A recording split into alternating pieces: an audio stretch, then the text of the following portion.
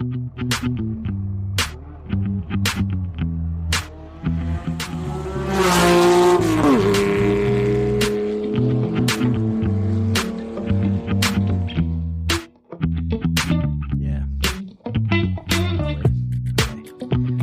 don't know about you, but I'm pretty excited about today's guest. Same here. Bit different, isn't it? It is. Yeah, some juice. Some juice, yeah. Juice. I think for Road to Redline, it's a little bit off-piste, isn't it? Because it's Porsche-centric like we usually are. It's kind of... It's motorsport. Yeah, 80s, 90s, Formula One, heyday, partying, etc. Yeah, some interesting stories. Yeah, what bits have we got coming up? Well, we're going to hear about a Monaco super yacht, minibus, police car chase, being shot at and then running off, ending up in Madagascar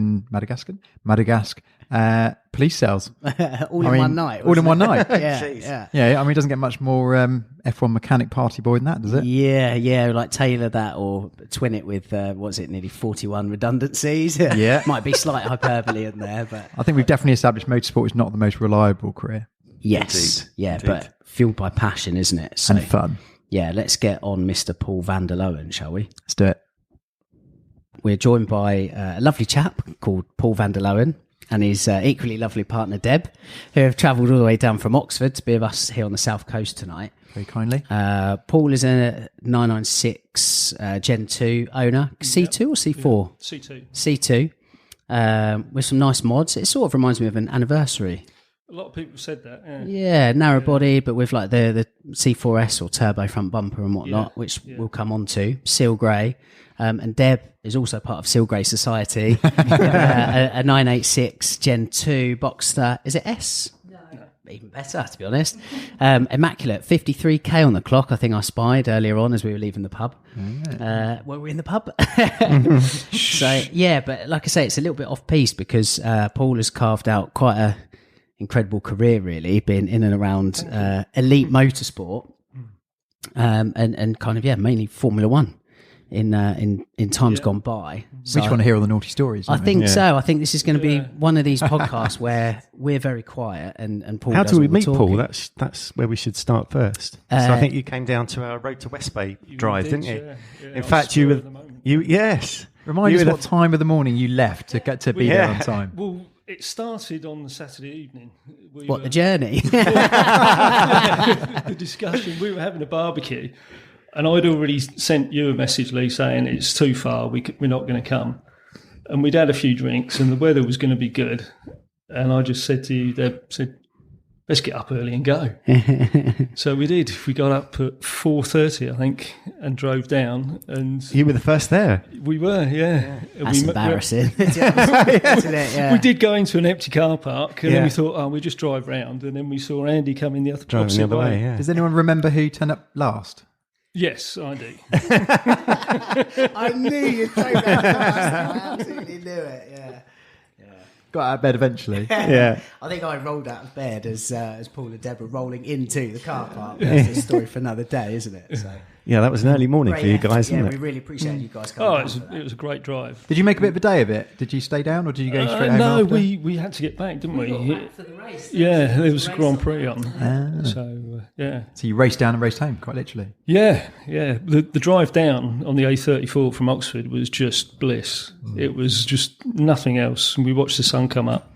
Oh, nice. And it was a really nice drive. Yeah. Worth the effort then, hopefully. Oh, yeah, for sure. So, following from that, you and I, well, the three of us, so myself, Paul and Deb met for lunch a couple of weeks ago. Yeah. And, I mean, from my point of view, it's incredible. So Paul sort of like tentatively starts dropping in a few juicy anecdotes, shall we say. My jaw starts kind of hitting the ground. I don't really think it left the ground for the entire afternoon, really, with some of the stuff. And I think, because you're quite a humble guy as well, it's kind of like...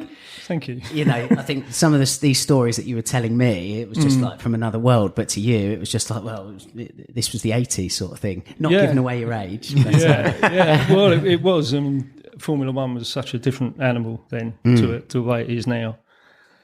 And it was very enjoyable. And, you know, I feel quite blessed to have had those opportunities. It's a bit more that sort of rock and roll type era there, wasn't it? It was, yeah. It's nowhere near as professional as it is now. There's a.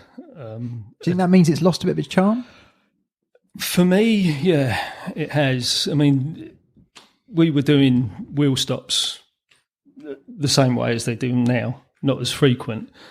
But the guys now, they have a fitness regime to be able to do these sub 2 second stops sometimes. We were out on the beer.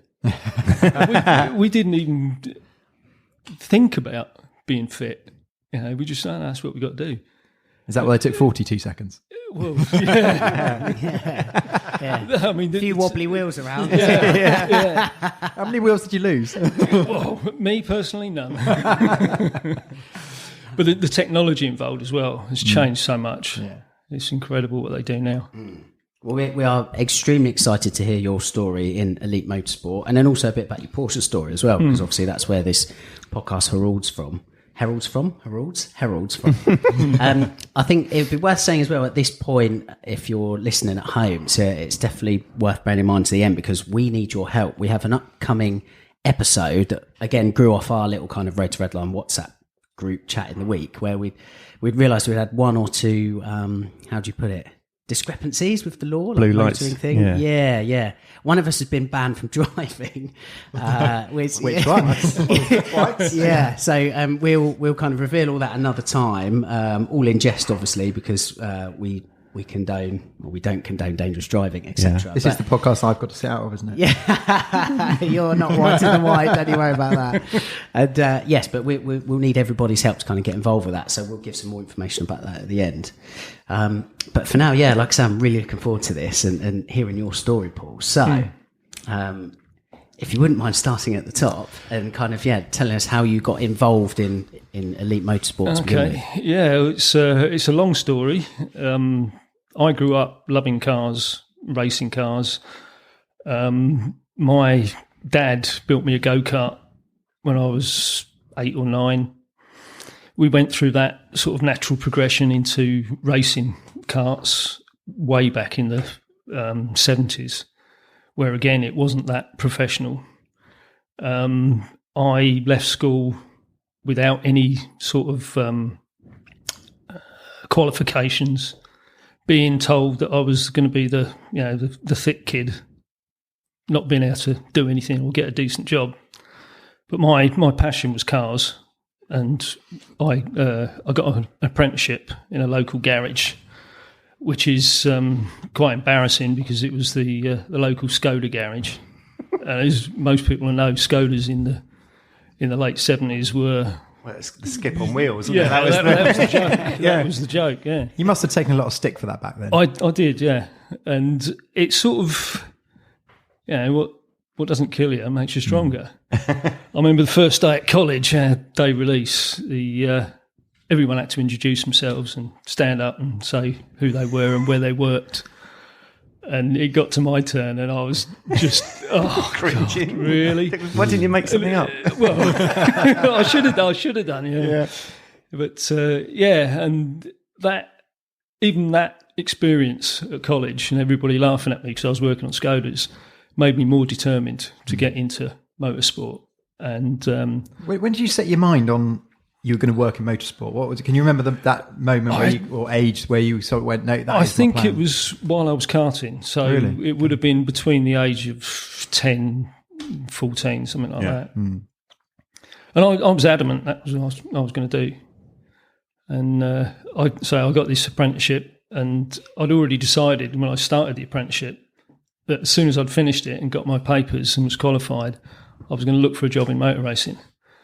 And just to be courteous to my employer, at the end of my apprenticeship, I told him that's what I was going to do. And he laughed at me. He said, keep your job open. You won't get a job in motor racing. But I eventually did. I was given a chance at a company called Tiger Race Cars, which was founded by Howden Ganley, an ex-F1 driver from the 70s. I worked there for, I think, a little over 2 years, and then went to another team in Formula 3000 in 1985. From there, progressed to a new Formula One team called Leighton House in 1988. Famous livery now, isn't it? Yeah, a lot of people like it, and I mean, I'm still looking for some old team gear that I used to wear. I can't get it for love nor money. If only you squirreled it away. Well, yeah, I mean, I sold it all because that's what you did then, you know. But yeah, and I had some great times at Leighton House because it was the Red Bull of that era. Red Bull have got a reputation for being a bit light-hearted, enjoying the whole atmosphere of it. Not that they're unprofessional, they're anything but the atmosphere that the whole team has. The sort of rebel. Yeah. And Leighton House was the same as that. And we did have some good times. I mean, a lot of the staff at Leighton House came from the ex-Brabham team when Bernie owned it. So there was a lot of people that had always worked together, and Brabham mechanics were renowned for their off-track antics. So it's a much closer community, I think, then. So what was your role? Were you sort of junior mechanic? I started off as a number 2 mechanic, which in Formula 2 and Formula 3000, you only had 2 mechanics per car. The cars were much more simple. A number 1 mechanic was responsible for the car. He looked after the engine, the gearbox. He was the one that decided what got done when. Yeah. The number 2 was, like, say, a junior mechanic. I stayed a number 2 into Formula 1 with Leighton House, which was a really good time for me. You know, the amount of knowledge I gained from these guys that had been doing this for years. During my time at BS Automotive, the Formula 3000 team, I was paired with a guy called Willie Koo. Willie. What a name! Yeah, Wow. Yeah, a Scottish guy. He was probably 5 foot tall in heels,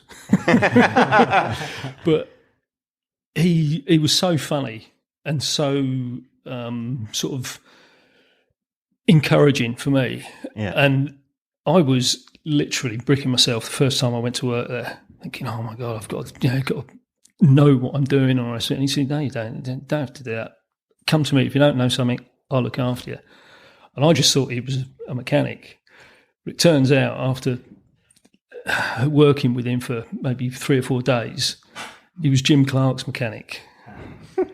And not just his mechanic, his friend. Yeah. And he'd grown up at Lotus and then decided he didn't want to do it anymore. But then someone persuaded him to come back into the sport. Yeah. And he helped me. I was his apprentice again, you know, and the information I got from him. I mean, he used to tell me Jim Clark's car and gearbox was absolutely pristine after the race. Graham Hill's was knackered. His gearbox was just shot. Interesting. But Jim Clark's was perfect. What about momentum and... Yeah, and timing. Yeah. He used to be able to put it into first gear with two fingers. Because he could just judge where it needed to be. Yeah. And that's why he was one of the best, and he's still considered one of the best. Yeah. So, yeah. So after Leighton House, there was a big controversy in Japan in, when would it have been, 91? I think, yeah, during 91, the owner, Japanese billionaire, I think he was at the time, he got involved in a bank scandal that involved a lot of his money with the Fuji Bank, and he got put under house arrest, and all his assets got frozen. So we had to quickly get rid of the team, and basically the team didn't have a budget. Wow! So at the end of 92, it went bust, and we were sort of discarded. I was quite lucky. I then, that's when it's still coming back to me now, because I haven't thought about this for so long. I went to work for Neil Bainbridge. And some of you guys might know Neil from And this was prior to his accident on the quad bike. There's some good stories here as well, actually. He had a small workshop working on Porsches and other race cars very close to where I was living. And he offered me a job. And basically, because I didn't have any Porsche experience then, I'd owned a 944 for a little while prior to that, but nothing more than that. And he said, can you do this? Can you do it? I said, well, yeah, I can do it. It's only nuts and bolts. You tell me what you want doing and I can do it. And he was quite impressed with that reaction. It's only nuts and bolts. And to be honest, they are. If you think about it, lefty loosey, righty tighty, it's easy. So, I worked for him for about a year, I think. And he unfortunately had this accident on the quad bike and lost his arm. And that put paid to his business as well. So, again, I was looking for another job. And right at that same time, this would have been 94, I think. End of 93, 94.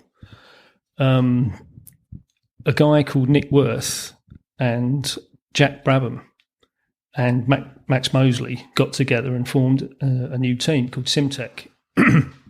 And the majority of that team were the remnants of Leighton House. Okay, yeah. So I think Gadget is not his real name, obviously, it's a nickname, and another guy called Sly. His name, his real name was Ian Stone, so they called him Sly from Sly and the Family Stone. So Gadget and Ian have been contacted by the team manager Charlie Moody, who was ex-Leighton House, and said, we're putting this team together, will you come and work for us? And I'd already worked with these two at Leighton House, and they both said, we'll only come if Paul comes. Because we'd all worked on the same car, on Ivan Capelli's car. And he said, okay, I'll go and get him. So he rang me up, and I said, yeah, because I was out of a job. Perfect timing. Yeah. So we sort of carried on the partnership again at Simtech. And Simtech for me is really bittersweet, because if you follow Formula One, you know how significant 1994 was, especially for us at Simtech. The weekend at Imola, I still can't really think about it too much because it was quite painful. I'm not sure if you want to go into the details here, but it's not a nice weekend for me. It's really quite harrowing. Maybe I'll give us the short version. I mean, it sounds like there's obviously, for someone that's been there firsthand. Not everyone gets to certain. That. I mean, everybody knows the story and what happened and the reasons why it did or it didn't happen that way. But there's real moments for me that I remember, and it's seeing friends of mine that worked at Williams just in tears in the garage, literally sobbing their hearts out. I've got another memory of Gerhard Berger, because when the race was stopped, everyone had to come back to the grid, and obviously the cars that were ahead came at the back of the grid, and it all the order wasn't as for the race. And I remember Berger just running past everybody because he knew it was Senna's car, and they were big friends. And it's moments like that I sort of remember about the Imola weekend, not the other bits. There's a lot of talk and documentation and films and all sorts of things, but it's those things that I think about. Seeing people crying and the raw emotion of something that you didn't think was ever going to happen, and it did, and in such a way that it just knocked everybody for six. It was a horrible time. But positives from that weekend and the things that happened at that weekend, Formula One is now a very, very safe sport. There are risks, obviously. It's dangerous. It says so on the ticket. But the quality and the safety of the cars now is so much more. So much more. And people forget how dangerous motorsport is, you know. Yeah. We've, through the magazine, had some fantastic guest columnists in the last sort of 2 years, like Vic Elford and Brian Redman. And actually, I really encourage you, if you haven't read it, to read Brian Redman's autobiography. His book is absolutely phenomenal. Daring Drivers, Deadly Tricks. And he says that a lot of the drivers in the 70s and 80s, they weren't actually friends because it was too painful to become friends with a fellow driver to then lose them. It was just easier to kind of to not have that. And obviously, your experiences even in the 90s is absolutely legacy of that.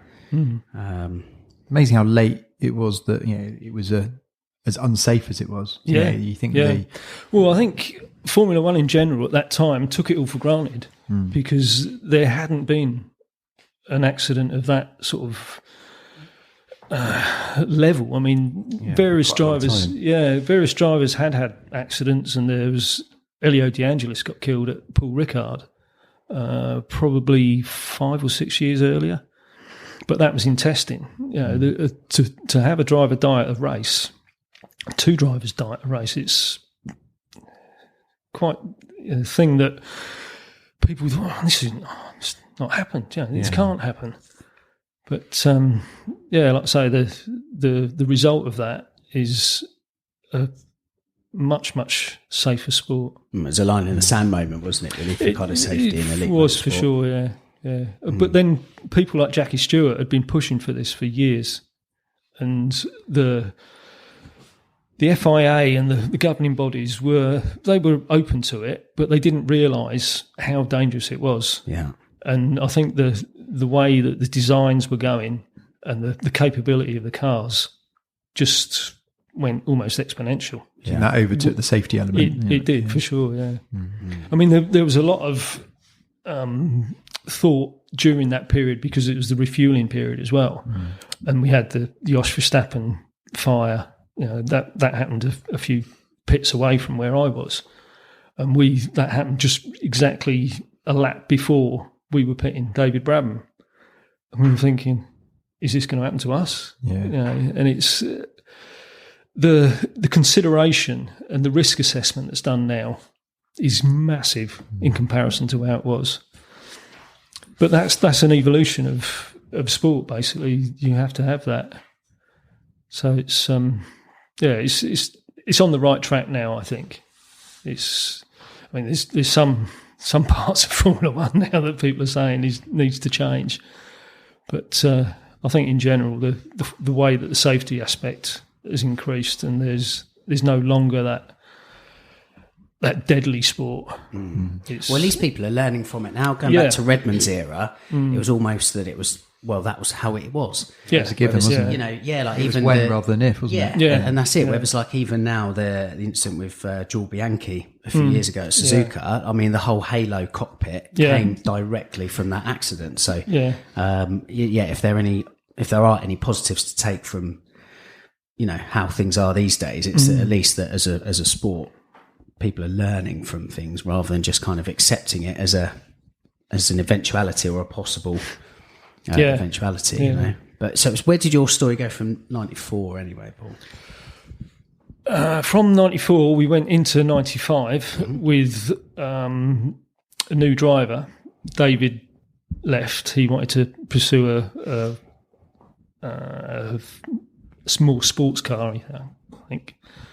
Jos Verstappen started driving for us, and there's a bit of a story there as well because he was contracted to Benetton at the time, and Flavio didn't want him to drive, but he had a contract, so he had to get him a drive for 5 races. So consequently, he did a deal with Nick Worth at Simtech. Can you run Jos for 5 races? Which we did, and then that money ran out. So I was redundant again. So it's a bit of a common theme here. You're like a fly to light. You keep coming back and just get burned. Yeah. But it doesn't put me down. I keep going up, keep getting up and carrying on with it. So in end of 95. End of 95, I went to Tyrrell. They were a long way away from me, in Guildford, so I had a daily commute of over an hour there and an hour back along the M25, and my position there was gearbox mechanic, so I looked after the gearboxes at the factory. I soon got promoted to running the gearbox department and sub-assembly, and stayed until 98, I think it was, when BAR were on the scene, and Craig Pollock and Jacques Villeneuve put a team together, and they bought Tyrrell basically, and then that morphed into BAR. But at the same time, Harvey Postlethwaite, who was the designer at Tyrrell, had done a deal with Honda to do a feasibility study on whether or not they could enter Formula One in their own team. Okay. And he was basically telling people, just don't take the BAR job, come and work for me. And it was all a big secret. And I was one of those people. Got supposedly headhunted by Honda. Had to go for a secret interview. Wasn't told who the client was. Wasn't told anything about it until the very end of the interview. And I remember being told how much money I was going to get paid and how long the contract was for and stuff. And I thought, this is a no-brainer. But at the time, I thought, no, I'm going to make him wait. And I said to him at the end of the interview, when he offered me the job, and I said, I'll have to let you know because I need to talk to my wife about it and stuff. And he said, what, you're not going to say yes now? And I said, no. But inside I already had, I decided I'm taking this job. But yeah, and that was then basically a secret build of an F1 car financed by Honda in Italy. And I went from commuting to Guildford from Buckinghamshire to commuting from Buckinghamshire to Dallara in Italy. Slightly longer. Yeah. So we used to fly out on a Monday and then fly back on a Friday. Wow. How many people used to do that then? There was about 20 odd. Really? Yeah. Wow. So they've all been poached from UK-based teams to go out to there. Yeah. Wow. How long was the build? How long did that go on for? We started it in November of 98 and the car ran on the 19th of December. Wow. In the fog in Vairano. Jos drove it. And I remember Harvey saying to him, just take it easy. We just want to do a shakedown, just up and down. And he had to cross a little bridge onto this straight runway. And we had cars at either end with their lights on. So he knew where to turn around because it was that foggy. And he got onto the straight and all we heard was just this V10 open up flat on every gear. Every single gear change was on it was just, whoa, this is incredible. And he came back and he said, yeah, that's all right. That works. That'll do. Yeah. And then we took it to Mugello to test there and ended up being quite quick.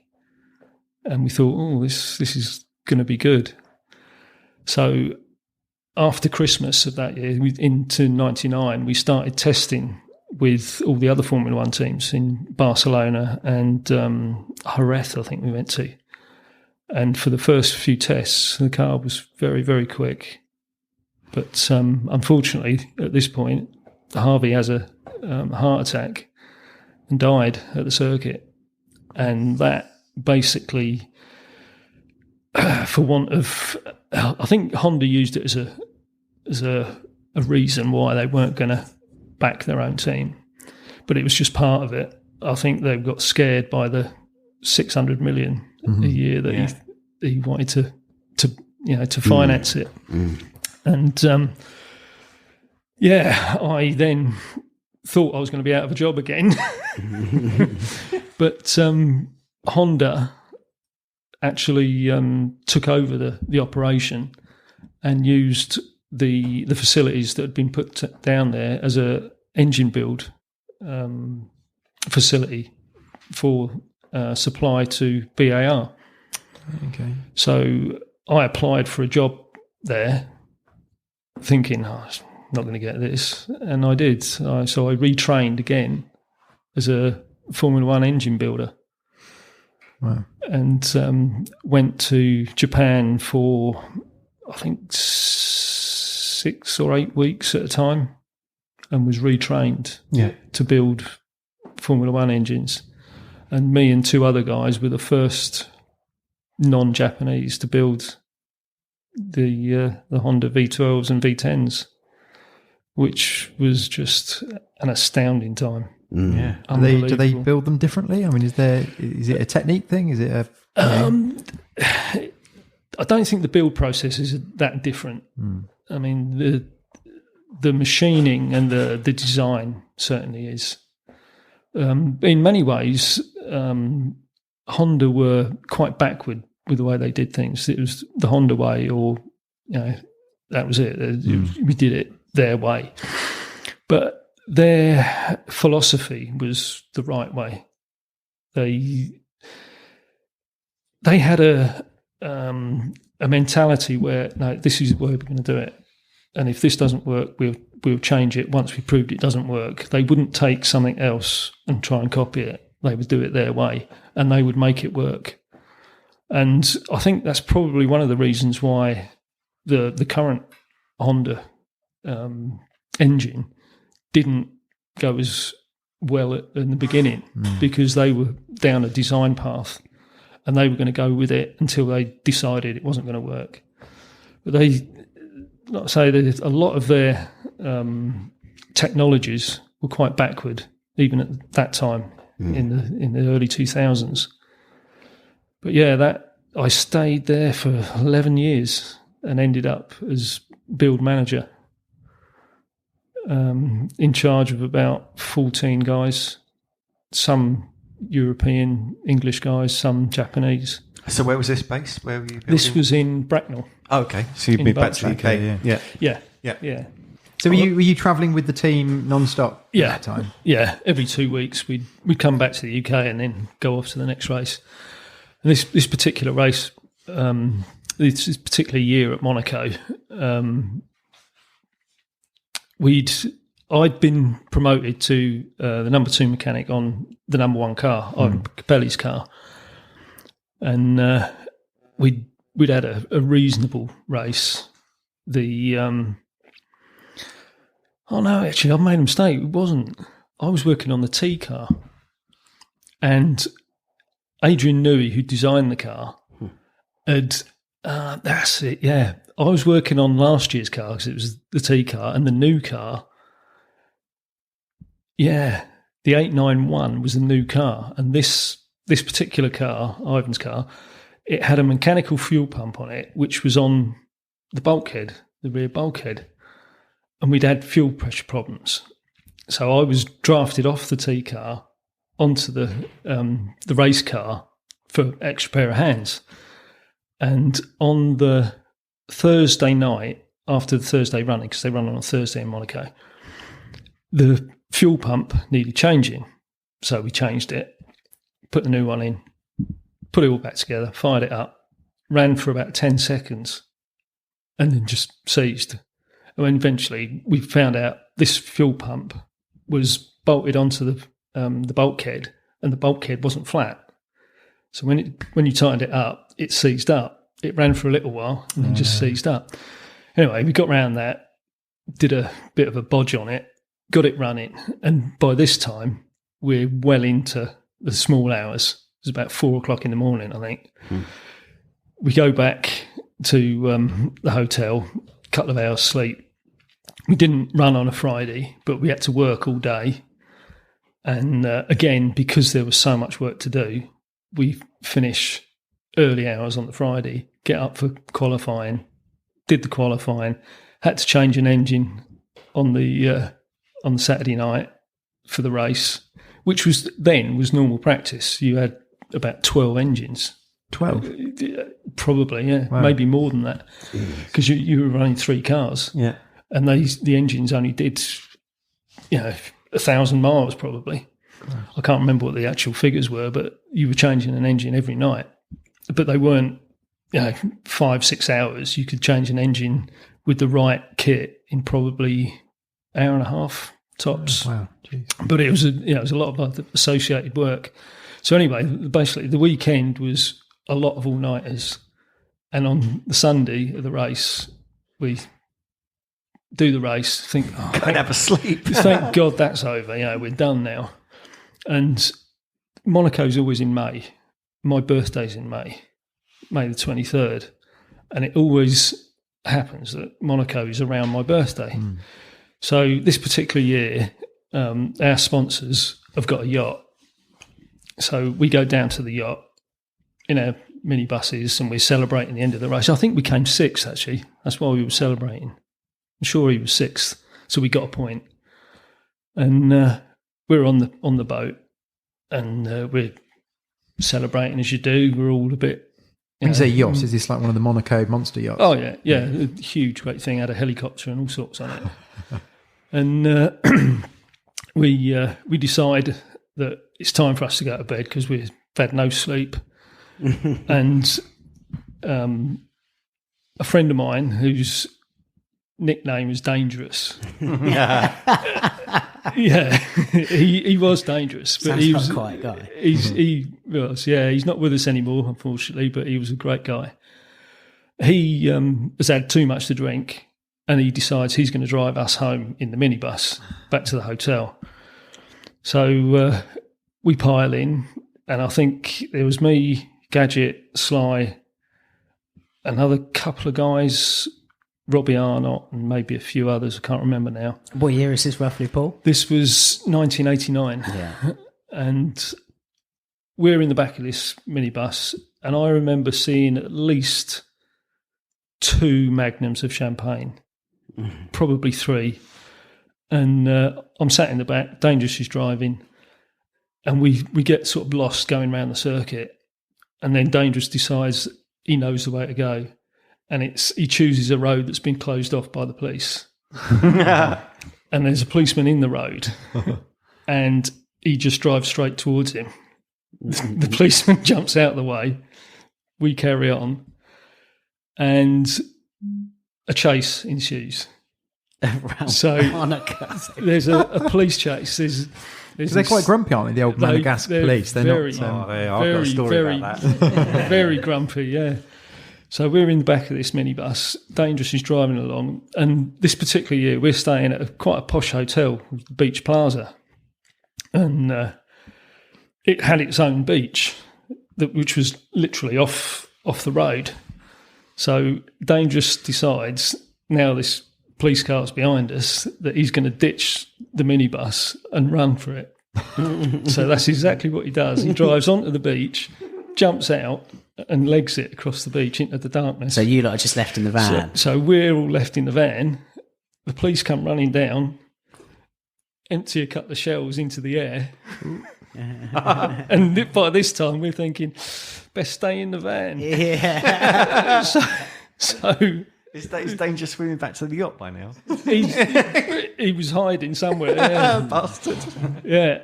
And anyway, basically, we're all arrested. We spend another night without any sleep in the cells in Monaco. We get up the next morning, team manager's there, and it's a bit of a, oh, boys, what have you done this time? But it all turns out that Dangerous gives himself up, gets a slap on the wrist, has to go back for a trial, which he didn't do in the end anyway. But he was fined, and we've spent a night in the jail cells in Monaco. And consequently, it's become one of those sort of fabled stories within Formula One. And there was a time quite recently when I went to Caterham. I joined Caterham as a production controller, and I was new there.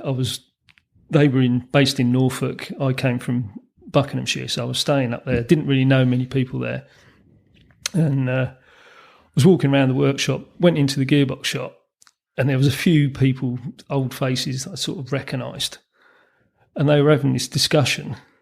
I didn't know what they were talking about.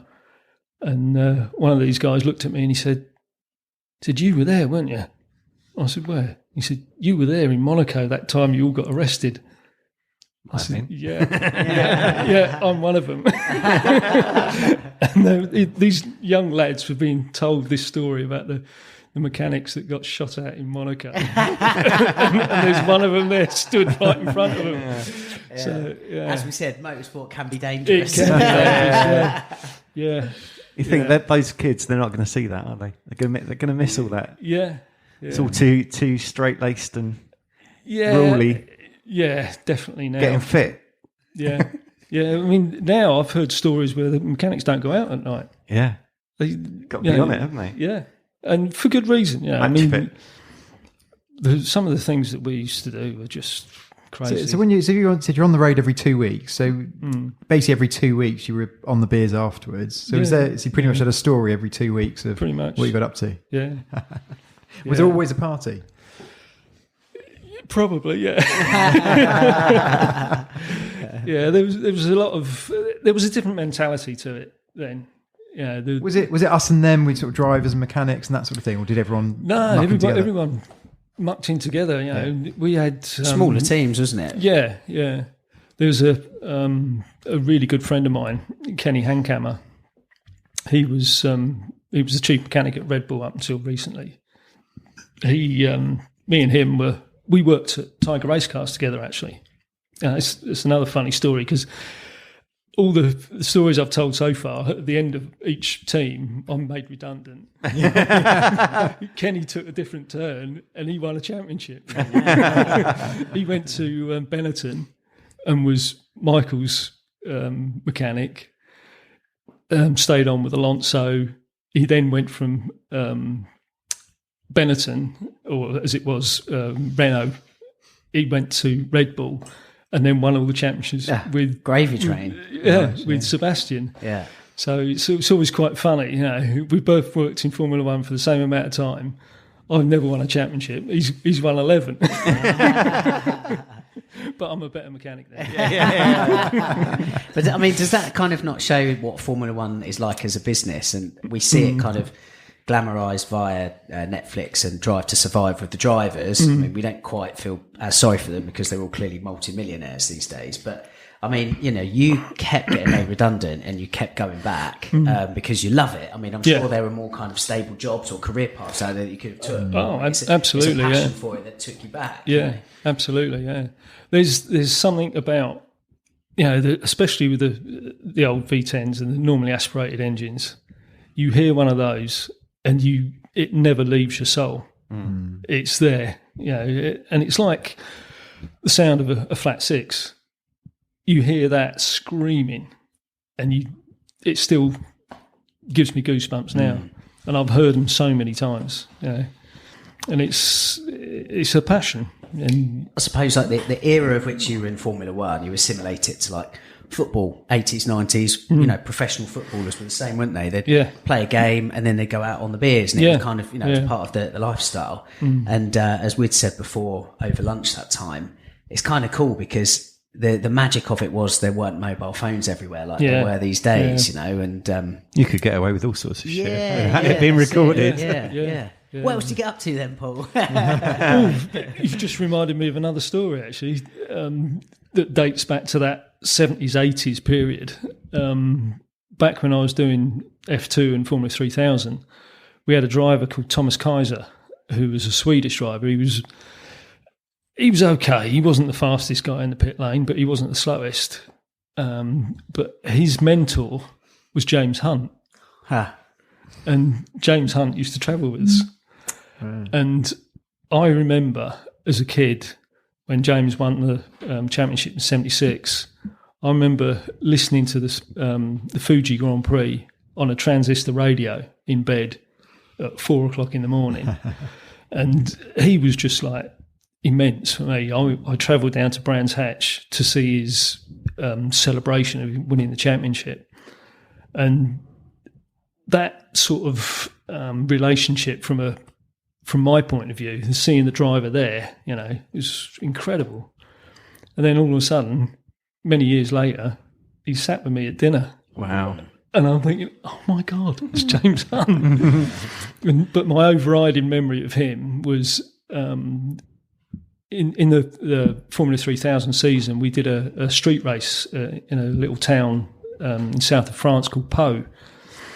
And it's a big university town, so it's lots of young kids there and all that. And James was supposed to have been mentoring Thomas before the race, and he disappeared. Didn't know where he was. Didn't turn up in the morning. Where is he? Don't know. I've got all sorts of wrongdoings going through my head. Yeah, Let's see if they come true. Yeah, and Thomas by this time is getting a bit nervous because James is not there. I think it was about 15 minutes before the start of the race. He comes walking up the grid from the back end of the grid towards the front with two girls on his arm in pink shorts and flip-flops. And it's whatever they said about him, and how he was is exactly how he was. Yeah. He didn't change for anyone. And he was just... I think he just stuck his head in the cockpit and said to Thomas, he said, drive it fast. Something like that in his posh voice. What a hero. Yeah. Very ambassadorial. Yeah.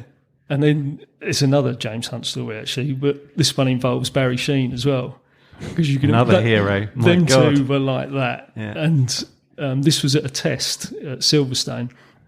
And we were there, and we could see them two, they'd planned something. They were doing lots of giggling and, planning between them. All of a sudden, the team manager comes up to us mechanics and says, can you put that car in the pit lane at an angle there, like that? I was a photo shoot. James and Barry want to have a photo shoot.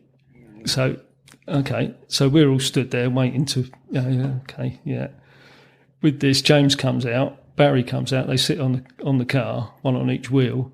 Following them are three page 3 girls, topless, in the pit lane at Silverstone on a cold, whatever day it was. And he's oh dear me! And it was just, and they were incredible, Legends. like you say, legends. Yeah. So, are you still talking about the pastry girls? Are you back? We spoke earlier on about the safety aspects of kind of Formula One and how it changed, but technologically, how did you see things evolve? What was like the main things for you? Yeah, I think that one of my most vehement memories of technology from my time was seeing Mansell walk up the pit lane at Monaco after retiring during the race, making these hand gestures, basically saying the paddles on the gearbox had given up, so it was a gearbox problem. Yeah. And seeing that then, because at the time we were running stick shift, and most people were, because Ferrari basically pioneered this technology in Formula One. And seeing now how that technology has made its way to the most humble road cars, and seeing it for the very first time, thinking, how do you change gear with that? Is it with an electric switch and hydraulics? That's incredible. And now it's commonplace. Yeah. So it's technology like that I've seen go from the racetrack onto road cars. And that for me is incredible.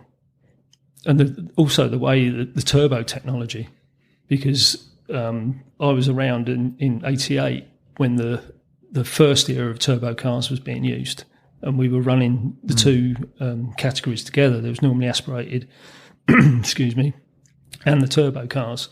And the turbo cars from back then were animals.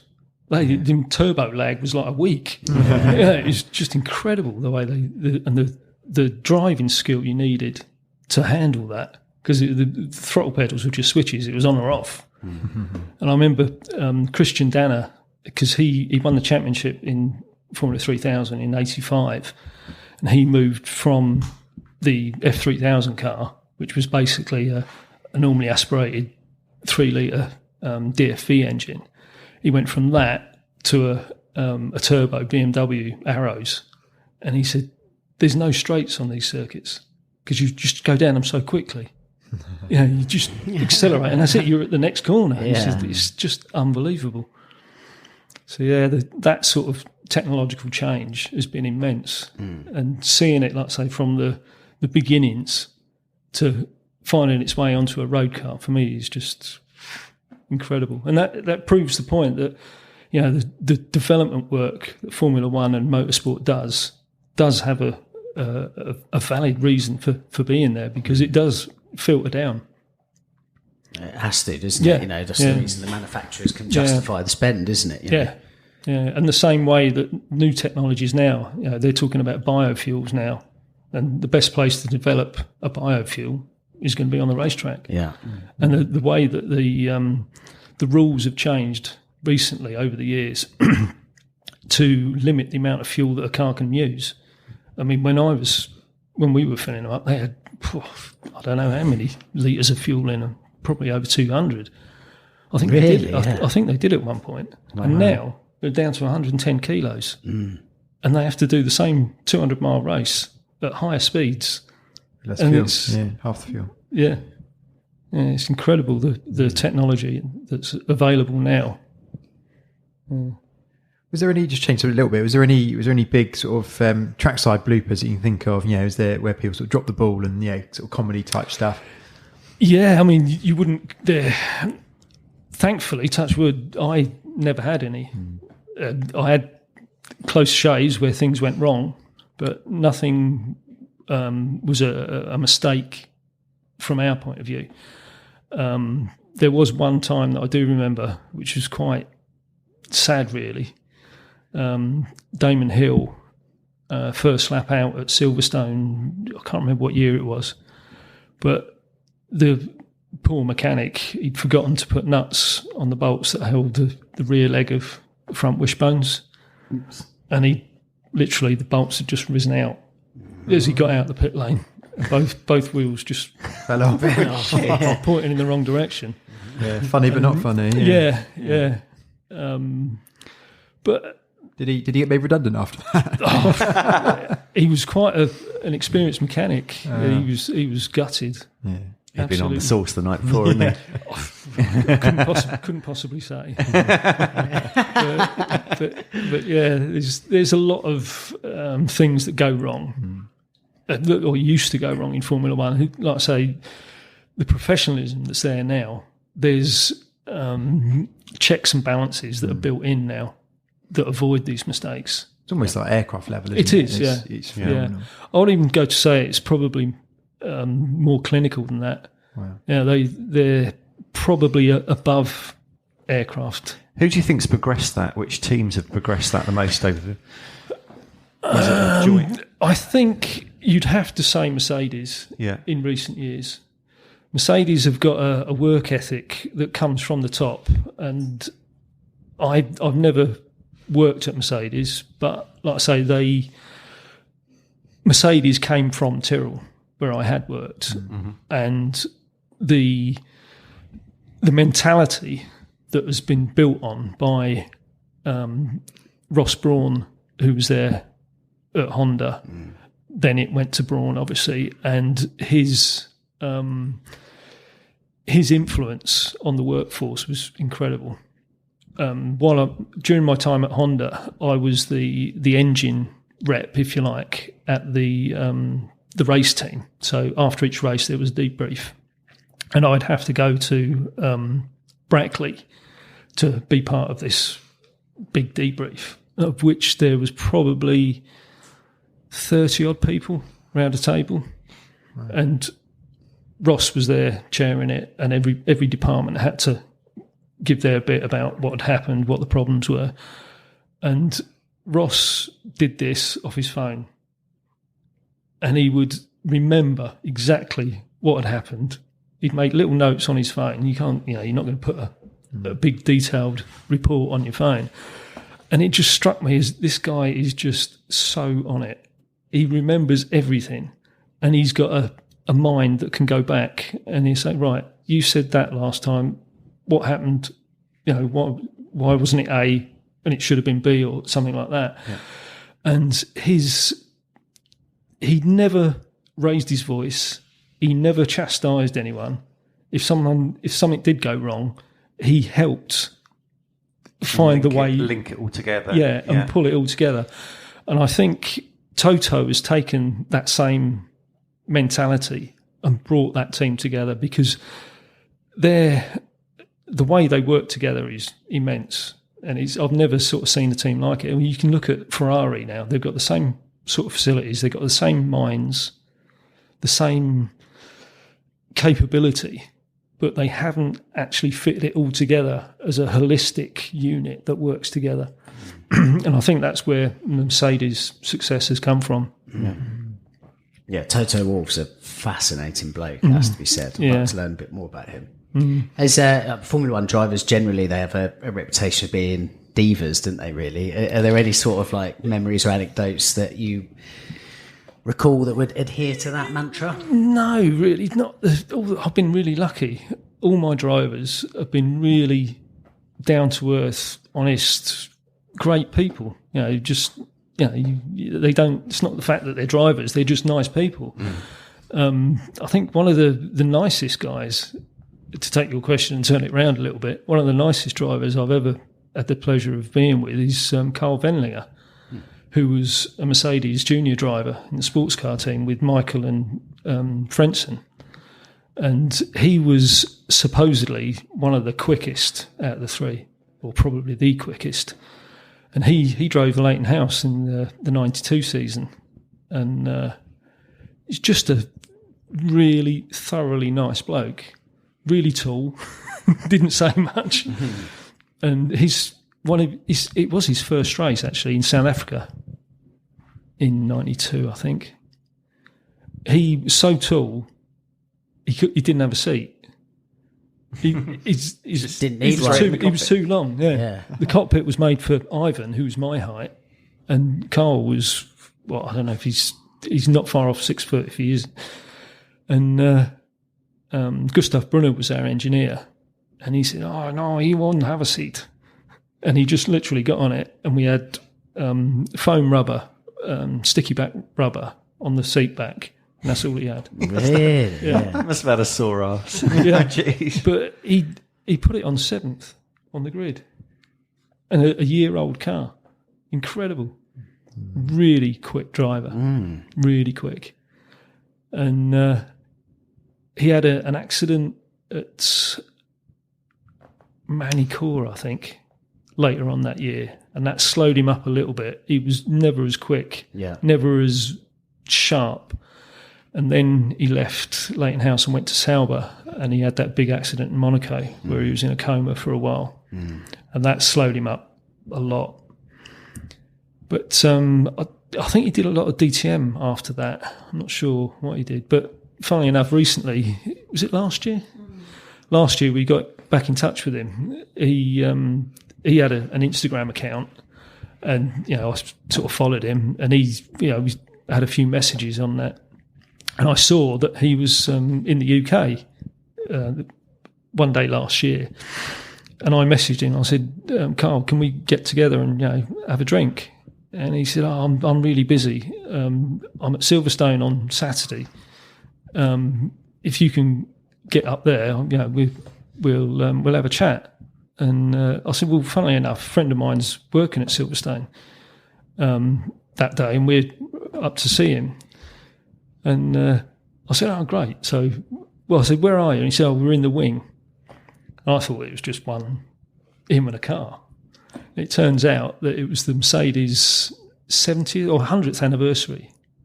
Okay. And they had the whole shebang there. Every Formula One car. Wow. Every Mercedes sports car. And Carl was there doing trips around the circuit. He was a bit busy.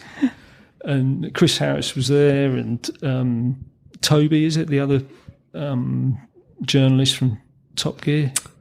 I don't know. I can't remember who it was now. But it was filled with journalists, and we get invited in and sat down having lunch with Carl Wendlinger and all these others. And then he said, "Oh, you might want to see this." So we get ushered out to the balcony on the wing, and Rosberg's doing laps in a V10 Mercedes, and then finishes up by doing donuts right in front of us. Yeah. So I don't know how we get into these situations. We just What's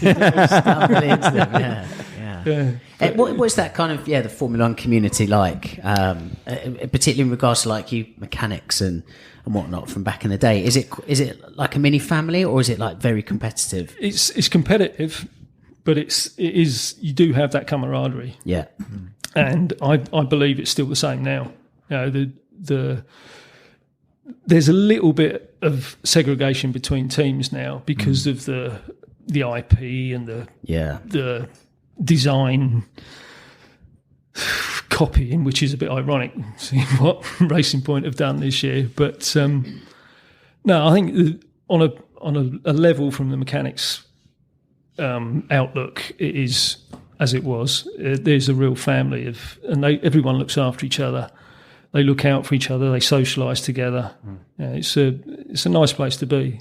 You just touched on it, but I mean, back in the day, were teams pinching ideas and looking over the pit wall next to each other. For sure, yeah, that's always gone on, always, and it always will. Yeah. Were you involved in any of the sort of the pinching, or were you protecting? No, the trouble is with Adrian again.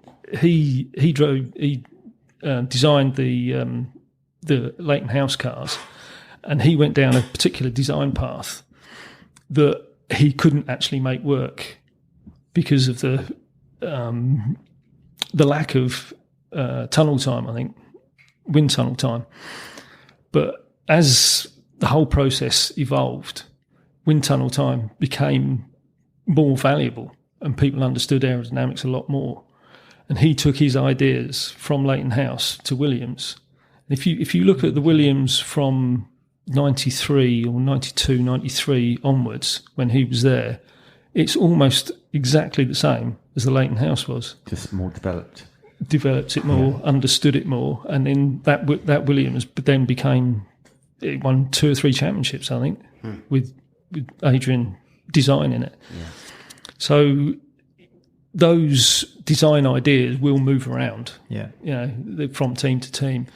I don't think there was much of that, oh, look what they've got, we'll do that, because people realised you had to understand what was underneath that. You can't just put a square end plate onto a car that doesn't have everything else that's in front of it. Yeah. And that's how the design is now.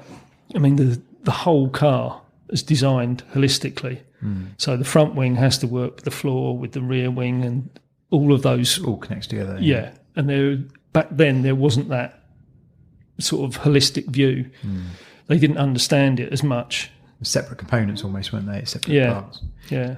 Did you find where like obviously now it's very, very different, but I mean, back in the day, would you be trackside, having to find a fix and to make things work? Where they'd obviously come up with ideas and obviously things go wrong. It was racing, but were you literally fabricating stuff or making stuff trackside? Absolutely, yeah. It's that sort of level. There's a quite an infamous occasion on that, and it's to do with the Leighton House again. In the 1990 season, I believe, might have got that wrong, but we'd come from Mexico where we DNQ'd both cars. We didn't even qualify; they were that slow. And then for the next race at Paul Ricard, Adrian had been fired, but he designed a new floor. And this floor was on the car for Ricard. But it needed just something else doing on it. And Adrian had designed at a previous test, he designed a mod to the front wings where he'd extended a flap, basically. And we'd actually put this into production and taken it to France.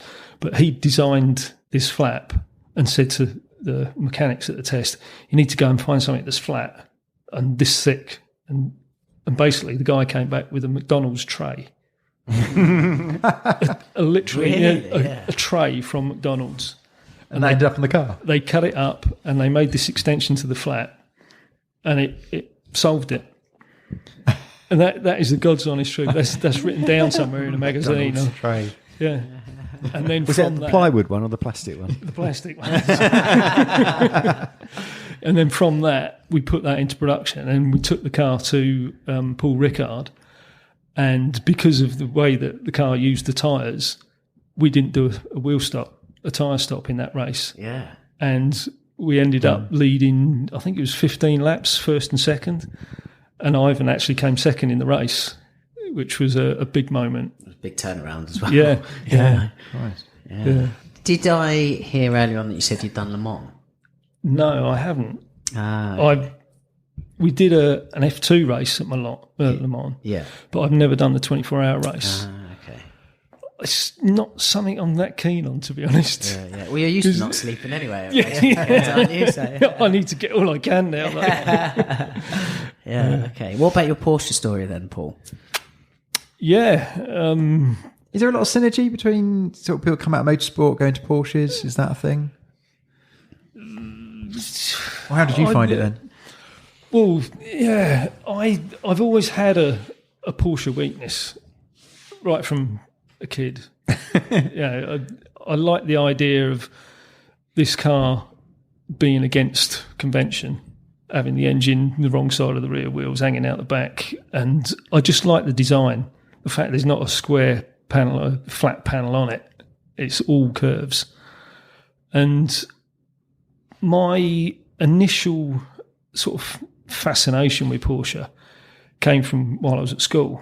And I touched on it earlier. I was not a very good student, and I used to bunk off quite a lot.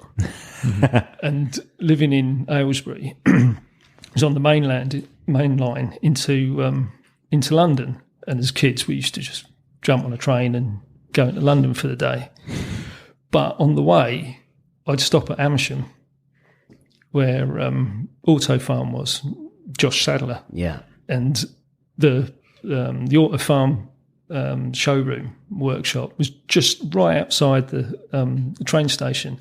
I used to get off at Amersham, cross the road, and go and look in the workshop. And this one particular day, there was a white and green RSR, I think it was, lightweight, 2.7. And I thought, I'm going to get one of them. I want one of them. And I've been in love with them ever since, but never had the opportunity up until recently to actually own a 911. And thank God for the 996, because I wouldn't have been able to afford anything else, to be honest. And certainly not an air cooled now. I haven't got that much money because I was made redundant so many times. You said all those redundancy payouts. Yeah, well, that's the other thing. You don't always get that in Formula One. Yeah. Okay, so when did you get your 996 then? That would have been just over 2 years ago. Yeah, okay. Yeah. Have you fettled with it? Have you done much with it? Only maintenance. I haven't really changed it at all. I bought it from a guy in Leicester who'd had it quite a while, but he'd bought it from another guy. I think he'd had it for about 4 or 5 years, and then it was pre-owned before that. So I think it's got about 5 owners at the moment, but it's only got 33,000 miles on it now. Right. And I thought, everyone said, you buying a Porsche, buy the best possible car you can for the money you got. And I thought, this has got to be it.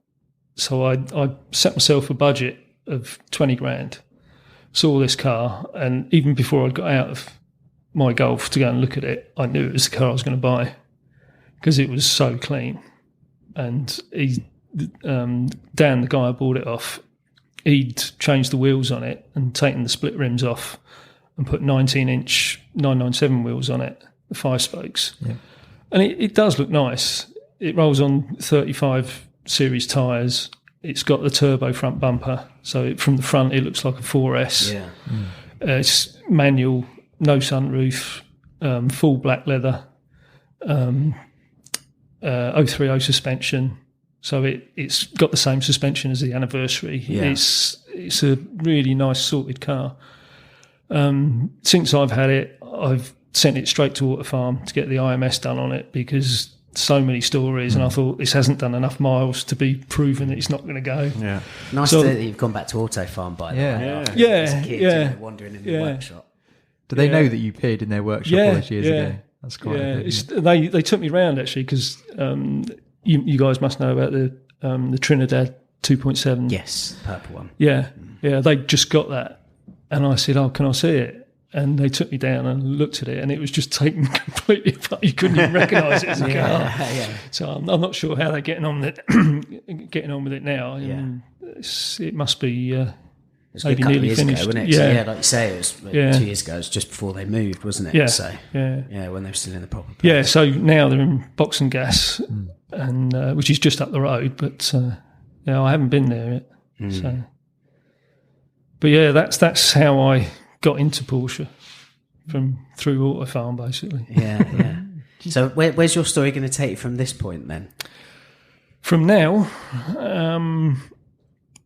what as a career-wise, or Yeah. So like you're still in motorsport, are you, or have you? Yeah, I work for a company called Multimatic, who run a Mazda DPI car in America. Yeah.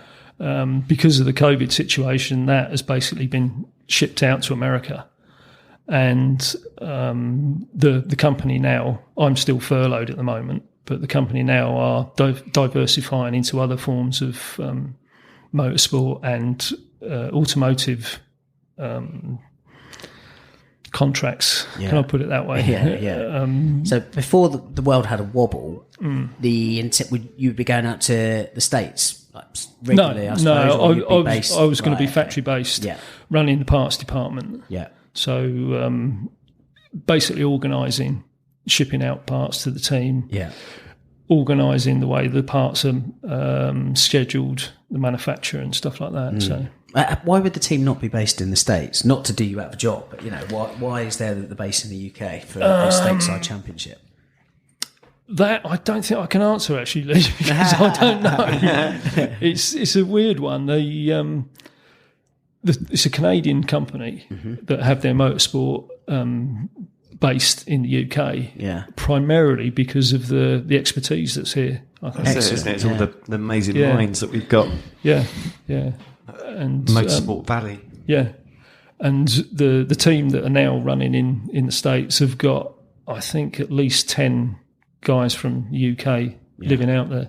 They basically volunteered to go and live in the States and run the cars. Wow. So, yeah. Okay, so watch this space. I think it's fair to say for where we see you next, I suppose, and whatnot. Yeah. So, I mean, I know of things that are happening within the company, but I'm not at liberty to actually pass that on at the moment. Yeah. I'm sure you understand that, but there are some exciting things on the horizon. Yeah.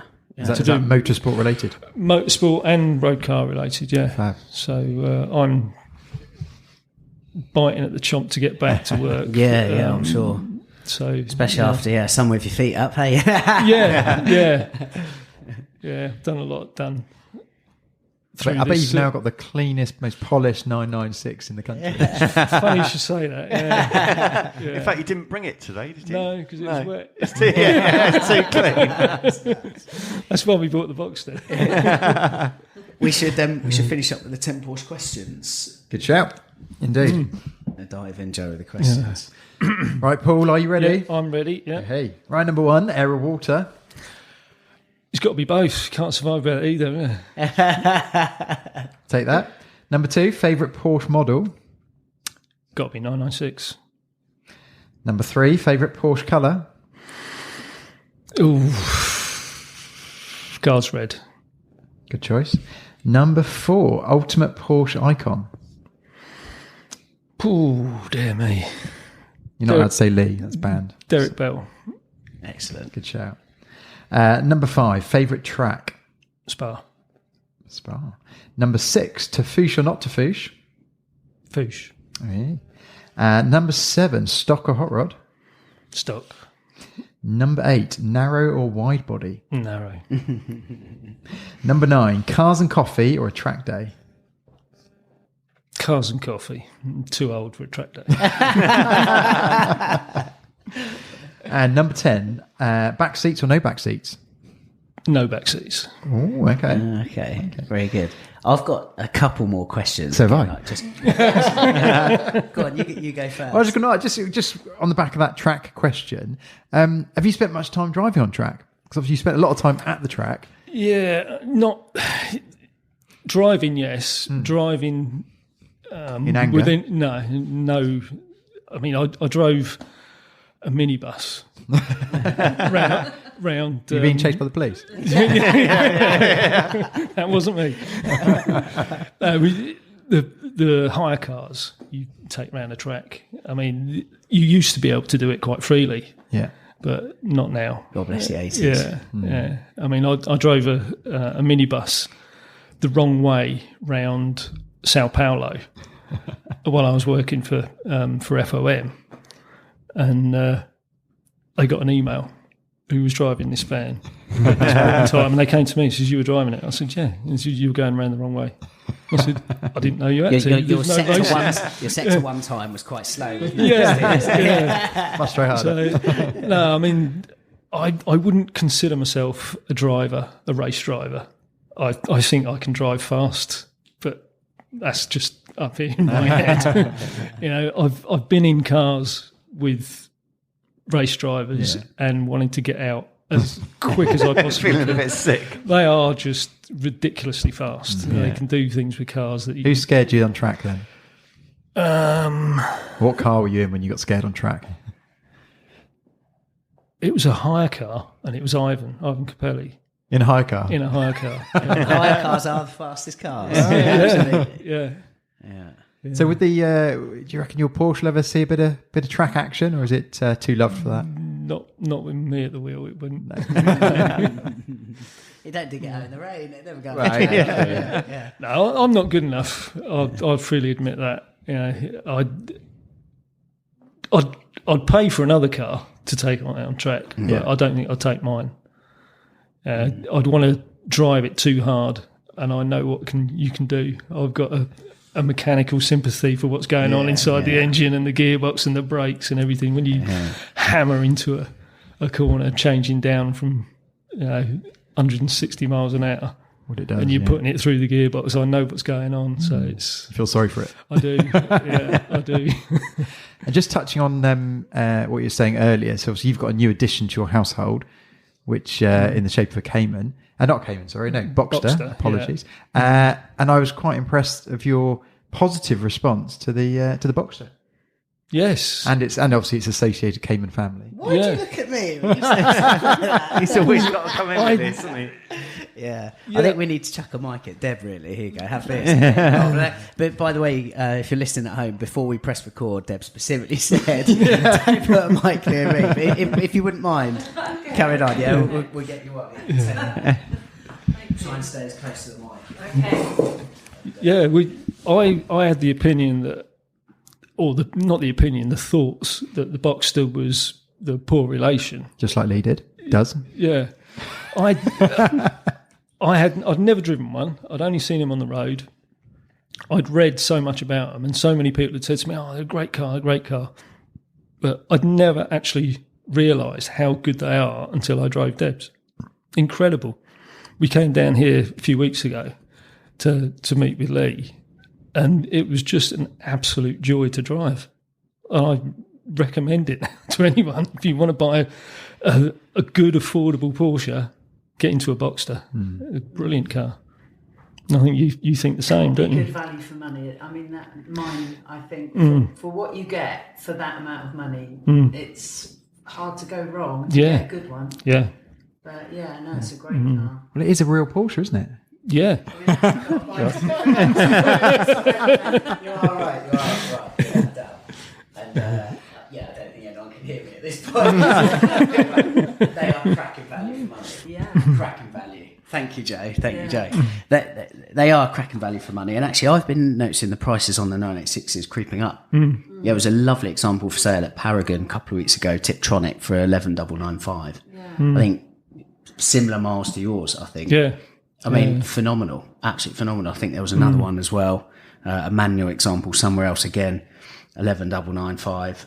This is a car that, only a few years ago, they were sort of 6-7, weren't they, for a really tidy example. Yeah. So I think people are waking up to their merit. In the same way as the 996. If 996 prices tickle up a little bit, then the 986 has to go up as well. There's a trickle down that's happening now, I think. Yeah. Since I was looking for, because before I bought mine, I had the the budget for a 997 being 20 grand, I could have bought a ropey 997, high miles. And I, in fact, looked at a couple and was really put off by the quality of car for that sort of money.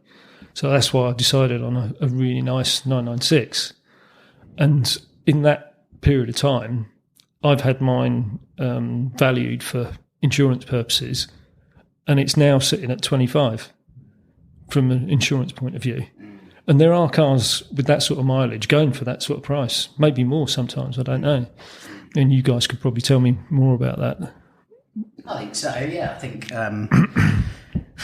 I think generally people are realising the value of the 996, as we've kind of spoke about on the pod before. But like even, like Gen 1 997s, to be fair, they've tickled up a little bit. You know, there's so much car for the money, so much 911 for the money, you know. But yeah, I want to bring it back to the Boxster and like, you know, Deb, what's your like initial experience with the Boxster? How are you getting on with it? I love it. It's taken a while. I mean, I said before, I used to have a Fiat 500. I've had rubbish cars all through my driving life, and having the TT, because I had the Audi TT before, and just thought, oh, this is really good fun. I don't need 4 seats in my car anymore. My daughter's grown up. And so when we went into lockdown, I've been thinking about getting a Boxster. And it was really like, well, what can we get for the money? Well, that's what we were looking at. We were looking at spending.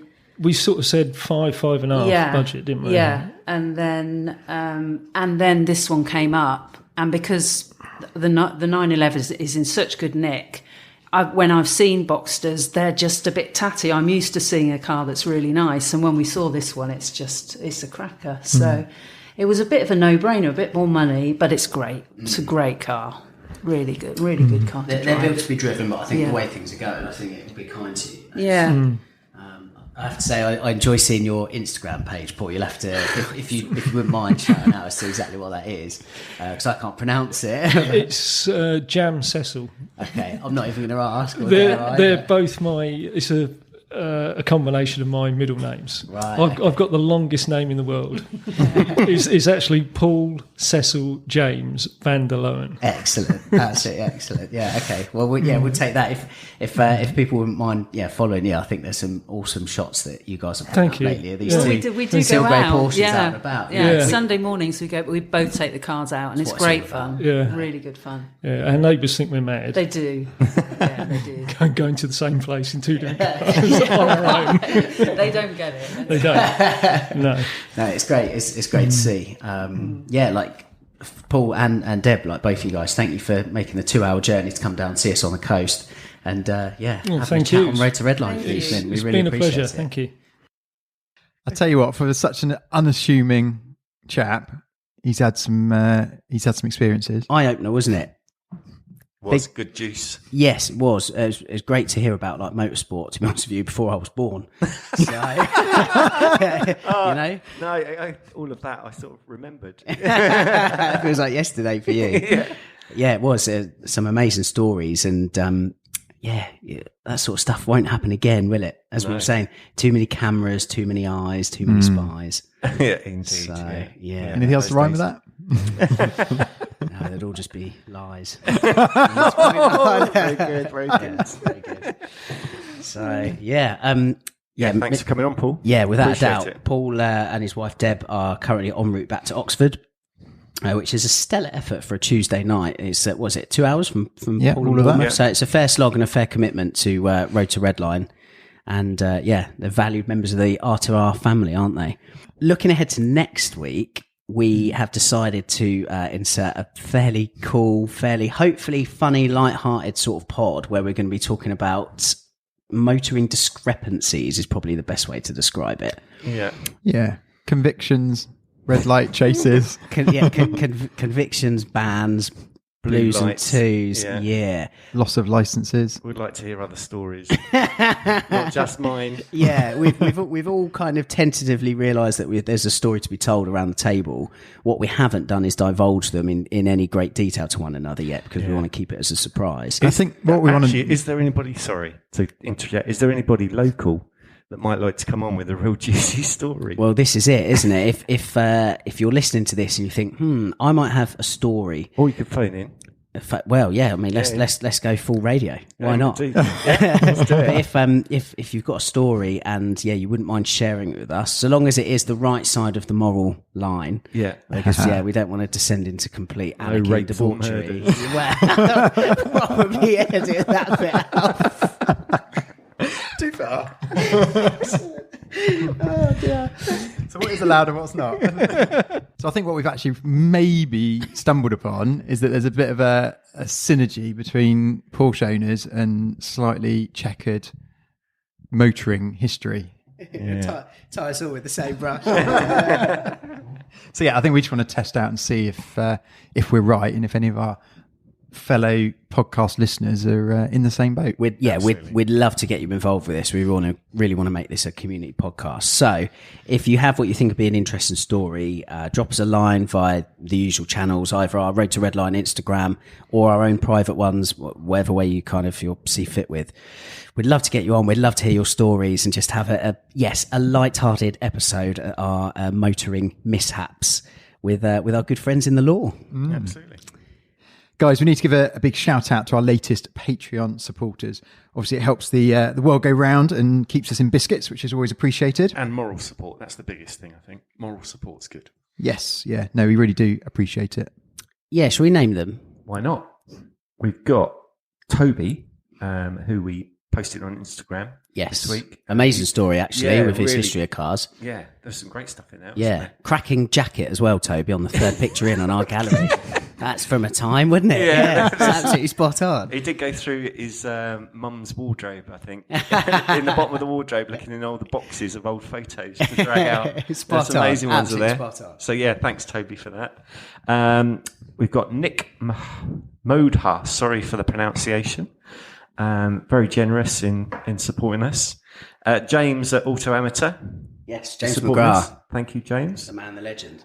Felipe, I'm afraid I don't know your surname. And lastly, Probably for good reason. and lastly, Tom Montgomery, somebody local. Thank you very much to all of you. Yes, we are absolutely feeling the love, so thank you for that. It keeps us going, that genuinely does.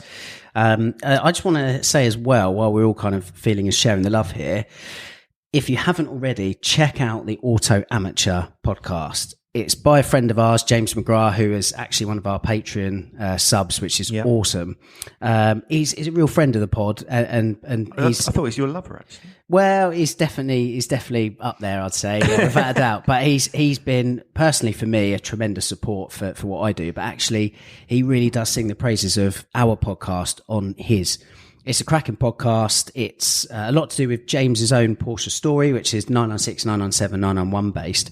It is fairly 996 heavy, so there's a personal interest from my point there. He's got a really cool Project 996 on the go. So give it a listen. He's a real good guy. He's a real honest guy. He learns a lot on his Porsche escapades, and he's very happy to pass it on to all of us who listen. So tops, James. That's a cracking pod, mate. I think for anyone who hasn't listened to it, if they've joined our pod recently, if you go back through the back catalogue, there's a pod on Road to Redline, so you can get a bit of a taste for Auto Amateur before you dive in and listen to his full story. Very good. Yeah, very good. I think that's about it, isn't it? Yeah, let's wrap it up. Yeah. And just, of course, for anyone else that would like to support us, Patreon link is on the Instagram. Please do. Thank you.